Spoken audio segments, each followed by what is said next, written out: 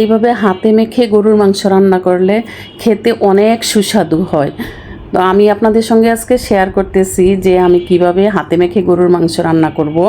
আমি একটা হাঁড়িতে প্রথমেই মাংস, তারপরে লবণ, হলুদ গুঁড়া, মরিচ গুঁড়া, জিরার গুঁড়া, গরম মশলার গুঁড়া, আদা বাটা, রসুন বাটা, তেজপাতা, পেঁয়াজ কুচি আর সরিষার তেল।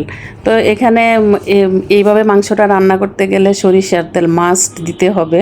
আর আমি যেহেতু সবসময় তরকারিতে সরিষার তেল খাই, আমার আলাদা করে এটার আসলে বলার কিছু নাই, কিন্তু আপনারা যারা সয়াবিন তেল খান তাদের ক্ষেত্রে যে সরিষার তেল দিলেই মাংসটার পারফেক্ট যে একটা গ্রান বা যে একটা স্বাদ সেটা পাওয়া যাবে।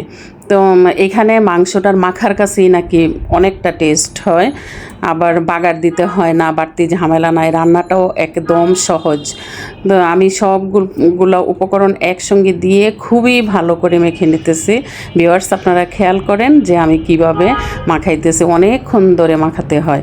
এটা নাকি মাখানোর কাছেই আসলে টেস্ট। এটা আমার শিখছি আমার নানুর কাছ থেকে এই রান্নাটা।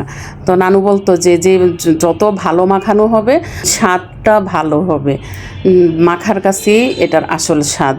তো আমিও ঠিক সেইভাবেই আজকে রান্না করতেছি, আমার নানু যেভাবে রান্না করতো খুব ভালোভাবে মেখে নিয়েছি। এখানে আলাদা করে কোনো ঝোল দিব না বা কিচ্ছু না, এই আস্তে আস্তে মিডিয়াম হিটে অল্প আঁচে রান্না করব এই তরকারিটা।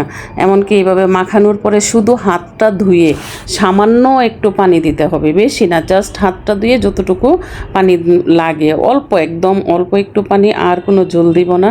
ব্যাস এইভাবে ঢেকে রেখে দিব প্রায় 1 থেকে 2 ঘন্টা। তারপরে চুলার আঁচটা ধরায় দিয়ে আমি আস্তে আস্তে মিডিয়াম হিটে রান্না করে নেব। আল্লাহ হাফিজ।